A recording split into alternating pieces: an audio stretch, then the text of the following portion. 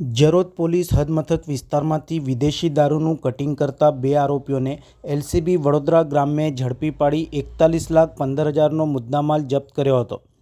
LCB Vadodara ગ્રામ્યને ચોક્કસ બાતમી હકીકત મળેલ કે મોહબ્બતસિંહ જસવંતસિંહ ચૌહાણ તથા તેના સાથેનો એક ઈસમ કિરીટ ઉર્ફે કીરો બાબુભાઈ પરમાર નામના 2 ઈસમો એક ટાટા લેલેન્ડ ટ્રકમાં ભારતીય બનાવટનો વિદેશી દારૂનો જથ્થો ભરી લાવી ખંડીવાડાથી સરણેજ ગામ જવાના રોડ ઉપર આવેલ પ્રયાસા કંપની પાછળ દળિયા વાગામાં ખેતરમાં આ વિદેશી દારૂનો જથ્થો બીજી નાની ગાડીઓમાં ભરી દારૂના જથ્થાનું કટિંગ કરે છે, જેથી એલસીબીની ટીમ જરોદ પોસ્ટની હદમાં હાઈવે ઉપર પેટ્રોલિંગમાં હોય તાત્કાલિક બાતમીવાળી જગ્યાએ પહોંચી જઈ તપાસ કરી કાર્યવાહી કરવા જણાવેલ, જે આધારે એલસીબી તેમજ સ્થાનિક જરોદ પોલીસ સ્ટેશનની ટીમ પણ બાતમીવાળી જગ્યાએ પહોંચી હતી। તપાસ કરતા એક ટાટા ટ્રક તથા એક કાળા કલરની સ્કોર્પિયો ગાડી તથા એક મહિન્દ્રા કંપનીની ઝાયલો ગાડી ઉભેલ હતી। ત્યાં આજુબાજુ તપાસ કરતા કોઈ માણસ હાજર મળેલ નહીં, જેથી ટીમ દ્વારા બેટરીના અજવાળે તપાસ કરતા ટ્રકમાં તુવેરના ફોતરાવાળું ભૂસું ભરેલ હોય, પ્લાસ્ટિકના કોથળાની આડમાં વિદેશી દારૂનો જથ્થો ભરેલ હોય